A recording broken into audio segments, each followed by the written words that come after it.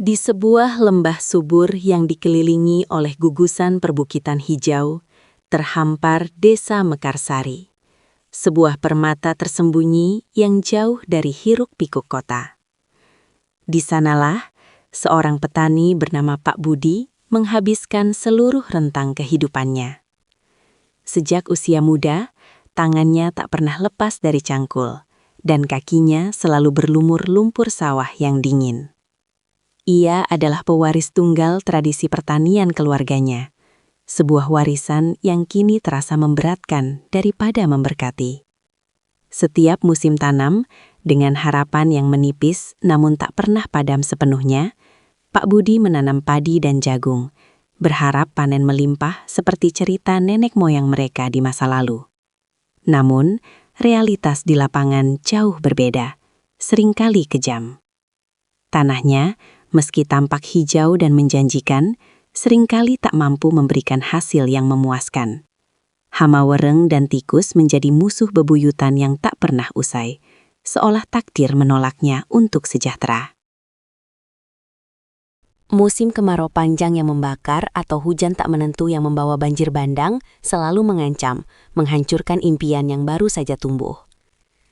Dan puncaknya, harga jual hasil panen selalu dipermainkan oleh para tengkulak yang tak berperasaan, membuat keuntungan yang didapat nyaris tak sebanding dengan keringat yang tumpah, bahkan seringkali merugi. Istrinya, Ibu Siti, seorang wanita tabah dengan senyum yang selalu tersungging di bibirnya meski beban hidup terasa menghimpit, selalu setia mendampingi. Namun di balik senyum itu, Pak Budi sering menangkap raut cemas yang mendalam di mata istrinya. Kedua anak mereka, Mira dan Rio, mulai beranjak remaja, menuntut lebih banyak perhatian dan biaya. Kebutuhan sekolah mereka semakin meningkat, buku-buku baru yang mahal, seragam yang layak agar tak minder di sekolah, hingga biaya ujian yang tak sedikit. Malam-malam Pak Budi sering dihabiskan di teras rumah bambunya yang reyot, menatap langit bertabur bintang yang tak mampu memberikan jawaban atas kegelisahannya yang tak berkesudahan. Ia merasa terjebak dalam pusaran kemiskinan yang seolah tak berujung, sebuah warisan pahit yang tak ia inginkan untuk anak-anaknya. Rasa putus asa seringkali menghampiri, menusuk relung hatinya. Namun secercah harapan kecil selalu berhasil ia temukan di sudut sanubarinya. Ia percaya, pasti ada jalan, pasti ada cara untuk mengubah nasib. Titik balik yang mengubah segalanya itu datang perlahan, nyaris tak disadari. Suatu sore, saat mengikuti pertemuan rutin kelompok tani di balai desa yang kecil dan sederhana, topik pembicaraan beralih dari harga pupuk yang melambung tinggi ke kisah sukses petani dari desa tetangga yang jauh. Pak Budi mendengar cerita tentang seorang petani yang berhasil mengubah nasibnya secara drastis dengan menanam buah-buahan spesifik, bukan komoditas umum yang selalu merugi. Ada yang sukses besar dengan jambu kristal, ada pula yang berhasil dengan budidaya alpukat jenis tertentu yang harganya mahal. Namun, satu nama buah yang berulang kali disebut dan secara ajaib menarik perhatian Pak Budi adalah belimbing. Konon, buah ini memiliki pasar yang cukup stabil, perawatannya tidak terlalu rumit jika dilakukan dengan metode yang tepat, dan nilai ekonomisnya jauh lebih tinggi daripada padi atau jagung yang selama ini ia tanam. Sebuah pikiran baru mulai berkelebat di benaknya, menghadirkan secercah cahaya di tengah kegelapan. Rasa penasaran Pak Budi membuncah, tak tertahankan. Sepulangnya dari pertemuan, ia mulai mencari informasi lebih dalam dengan semangat baru. Ia mendatangi perpustakaan desa yang kecil, meminjam buku-buku pertanian bekas yang sudah usang dan berdebu, bahkan beberapa di antaranya sudah robek. Ia tak segan bertanya kepada siapapun yang ia anggap tahu, mulai dari tetangga yang punya pohon belimbing di pekarangan, hingga pedagang buah di pasar.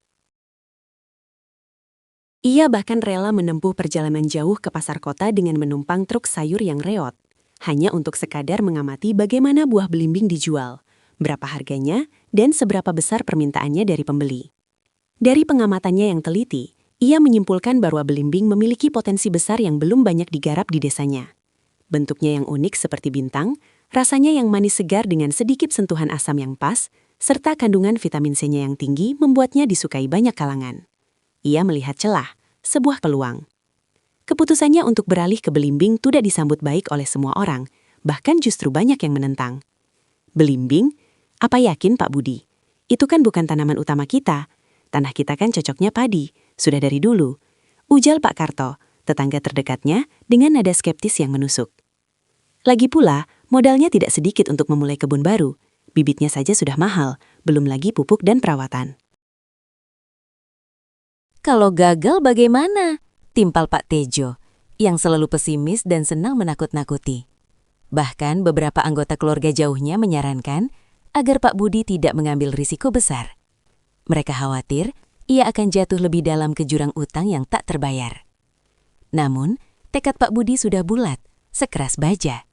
Ia merasa ini adalah satu-satunya kesempatan emas untuk mengubah nasib keluarganya. Dengan sisa tabungan yang tak seberapa, hasil menjual sedikit perhiasan peninggalan ibunya yang ia simpan rapat-rapat dan meminjam uang dari kerabat yang masih percaya padanya dengan janji akan mengembalikan secepatnya, Pak Budi membeli 100 bibit berimbing unggul varietas Demak Kunir. Bibit-bibit itu ia tanam di sebagian kecil lahannya yang selama ini hanya ditanami singkong. Lahan yang dianggap kurang produktif untuk padi. Lahan yang selama ini hanya dipandang sebelah mata. Masa-masa awal adalah ujian sesungguhnya bagi kesabaran, kegigihan, dan mental Pak Budi. Bibit-bibit belimbing yang masih kecil itu sangat rentan, layaknya bayi yang baru lahir. Pak Budi harus mempelajari segala sesuatu dari nol, dari dasar. Ia belajar tentang jenis tanah yang ideal untuk belimbing, kebutuhan air yang presisi agar tidak kekeringan di musim kemarau, atau busuk akar di musim hujan. Jenis pupuk organik yang tepat untuk merangsang pertumbuhan tanpa merusak tanah, hingga cara memangkas dahan agar pohon bercabang kokoh dan menghasilkan buah yang lebat dan berkualitas tinggi. Tidak jarang ia menghadapi kegagalan yang menyakitkan, membuat hatinya ngilu. Beberapa bibit mati karena serangan hama kutu putih yang ganas, yang lain layu karena penyakit busuk akar yang tak ia pahami penanganannya. Daun-daun menguning, buah-buah kecil rontok sebelum waktunya, dan dahan-dahan patah dihantam angin kencang. Hati Pak Budi seringkali terasa perih melihat hasil kerja kerasnya sia-sia, namun ia tak pernah menyerah. Setiap kegagalan adalah pelajaran berharga. Setiap bibit yang mati adalah guru yang mengajarkan kepadanya tentang ketahanan. Ia bahkan pernah tidur di kebun selama beberapa malam saat musim hujan lebat, khawatir bibit-bibitnya hanyut. Setiap pagi sebelum matahari terbit, saat embun masih membasahi dedaunan, Pak Budi sudah berada di kebun. Ia menyirami setiap bibit dengan hati-hati, seolah menyirami masa depan keluarganya. Ia memeriksa setiap daun, setiap batang, mencari tanda-tanda masalah atau pertumbuhan yang aneh. Ia mencatat setiap perubahan, setiap dosis pupuk yang ia berikan, dan setiap eksperimen yang ia lakukan dalam sebuah buku catatan kecil yang selalu ia bawa. Malam hari, ia akan kembali membaca buku-buku pertaniannya di bawah cahaya lampu teplok, membandingkan catatannya dengan teori, mencari solusi untuk masalah yang ia hadapi. Ia tak sungkan mendatangi kantor penyuluh pertanian di kota kecamatan, meski harus berjalan kaki berkilo-kilometer, atau menumpang truk sayur yang penuh bau, hanya untuk bertanya tentang satu masalah kecil. Ibu Siti, yang melihat kegigihan suaminya yang luar biasa, perlahan mulai ikut membantu, meski awalnya ia juga ragu. Ia mulai menyiapkan makanan dan minuman hangat untuk Pak Budi di kebun, dan sesekali ikut mencangkul, membersihkan gulma, atau bahkan belajar memangkas dahan. Anak-anak mereka pun, meski masih kecil, ikut membantu sekedar membawa air atau mengumpulkan ranting kering. Setelah hampir 2 tahun berlalu, penantian panjang itu akhirnya membuahkan hasil. Tanda-tanda keberhasilan mulai tampak jelas di setiap sudut kebun. Pohon-pohon belimbingnya tumbuh subur dan kokoh, dahan-dahan mulai dipenuhi bunga-bunga kecil berwarna putih keungguan yang menjanjikan, aroma manis samar-samar mulai tercium di udara. Tak lama kemudian, buah-buah belimbing mulai bermunculan, menggantung indah dengan warna hijau kekuningan yang memikat, seolah bintang-bintang kecil telah turun ke bumi. Panen pertama adalah momen haru yang tak terlupakan bagi keluarga Pak Budi. Meski jumlahnya belum banyak, kualitas buahnya sangat baik, besar, manis, segar, dan bebas dari hama. Air mata haru menetes di pipi Pak Budi dan Ibu Siti saat mereka memanen buah belimbing pertama dari kebun mereka sendiri, buah dari kerja keras dan doa mereka. Namun, keberhasilan ini justru membawa tantangan baru yang tak kalah berat, pemasaran. Para tengkulak datang dengan tawaran harga yang sangat rendah, jauh di bawah modal dan tenaga yang telah ia curahkan. Mereka mencoba menawar dengan harga yang sama seperti dulu saat ia menjual padi. Ini tidak bisa terus-menerus begini, pikir Pak Budi, menolak tawaran mereka dengan tegas. Ia tidak ingin jatuh ke lubang yang sama seperti saat menjual padi atau jagung.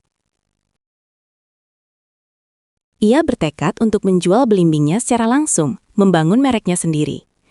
Ia mencoba menjajakannya di pasar desa, bahkan berkeliling ke kota kecamatan dengan sepeda motor bututnya, membawa keranjang penuh belimbing.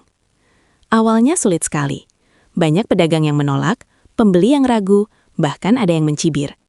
Ia sering pulang dengan keranjang yang masih penuh. Namun, kualitas belimbing Pak Budi yang segar, manis, dan bebas pestisida lambat laun mulai dikenal dari mulut ke mulut. Pembeli yang puas akan kembali lagi dan membawa teman-temannya. Ia mulai membangun jaringan pelanggan setia, bahkan beberapa warung makan lokal mulai memesan darinya secara rutin. Pak Budi tidak hanya berhenti pada penjualan buah segar. Ia menyadari bahwa ada sebagian buah yang tidak lolos sortir karena ukuran yang terlalu kecil, bentuk yang sedikit cacat, atau sedikit memar. Daripada membuangnya dan merugi, ia teringat ide untuk mengolahnya menjadi produk bernilai tambah. Bersama Ibu Siti, ia mulai bereksperimen di dapur sederhana mereka. Mereka mencoba membuat jus belimbing, manisan belimbing, dodol belimbing, bahkan keripik belimbing. Prosesnya tidak mudah. Berkali-kali gagal, rasanya tidak pas, teksturnya tidak sempurna, bahkan ada yang basi dan harus dibuang. Mereka menghabiskan berhari-hari, berminggu-minggu, mencoba resep yang berbeda, menyesuaikan takaran gula, asam, dan rempah. Mereka membaca lagi buku resep, bertanya pada ibu-ibu PKK yang pintar memasak, hingga akhirnya menemukan formula yang pas. Setelah berbulan-bulan, mereka akhirnya berhasil menciptakan produk olahan yang lezat dan tahan lama.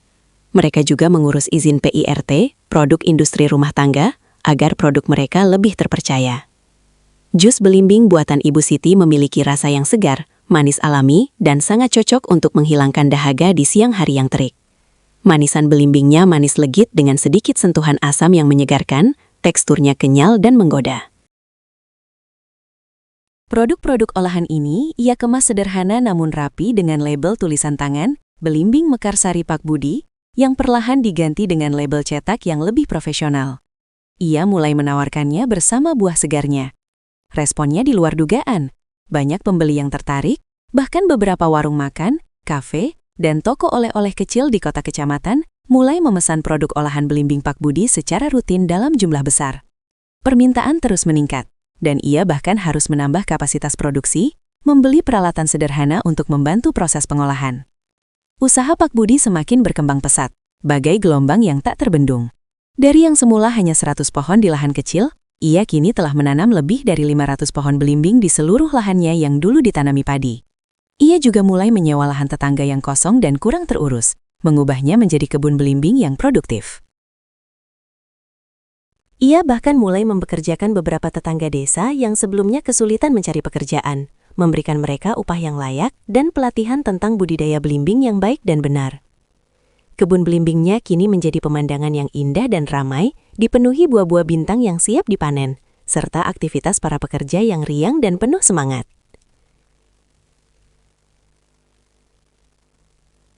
Pak Budi tidak lagi hanya seorang petani biasa. Ia telah bertransformasi menjadi seorang pengusaha pertanian yang sukses dan dihormati, sosok panutan bagi desanya. Ia aktif mengikuti seminar pertanian modern, bahkan sering diundang sebagai pembicara. Ia berbagi ilmunya dengan petani lain dari desa-desa tetangga, dan bahkan menjadi mentor bagi mereka yang ingin mencoba budidaya belimbing. Kebunnya sering dikunjungi oleh mahasiswa pertanian dari berbagai universitas untuk penelitian, kelompok tani dari daerah lain yang ingin belajar langsung darinya, dan bahkan pejabat pemerintah yang ingin melihat keberhasilannya dan mencontohnya. Ia mengajarkan pentingnya inovasi, ketekunan, keberanian mengambil resiko, dan yang terpenting, nilai dari kerja keras yang tulus dan berkelanjutan. Ia juga menekankan pentingnya pertanian organik dan penggunaan pupuk organik untuk menjaga kesuburan tanah dan kelestarian lingkungan. Kehidupan keluarga Pak Budi berubah drastis, seperti mimpi yang menjadi kenyataan. Anak-anaknya, Mira dan Rio, kini bisa melanjutkan pendidikan ke jenjang yang lebih tinggi di kota. Bahkan Mira bercita-cita menjadi ahli pertanian seperti ayahnya, membawa ilmu modern untuk mengembangkan usaha keluarganya. Rumah bambu mereka telah direnovasi menjadi rumah permanen yang lebih layak dan nyaman, lengkap dengan fasilitas yang memadai. Mereka kini memiliki kendaraan roda 4 yang memadai untuk mengangkut hasil panen dan produk olahan, memudahkan distribusi. Namun, Pak Budi dan Ibu Siti tidak pernah lupa dari mana mereka berasal. Mereka tetap rendah hati, selalu bersyukur, dan terus berupaya membantu sesama. Mereka mendirikan koperasi kecil untuk petani belimbing di desanya, memastikan para petani lain juga mendapatkan harga yang adil untuk hasil panen mereka, memutus rantai tengkulak yang merugikan. Ia juga menginisiasi program pendidikan pertanian gratis untuk pemuda desa.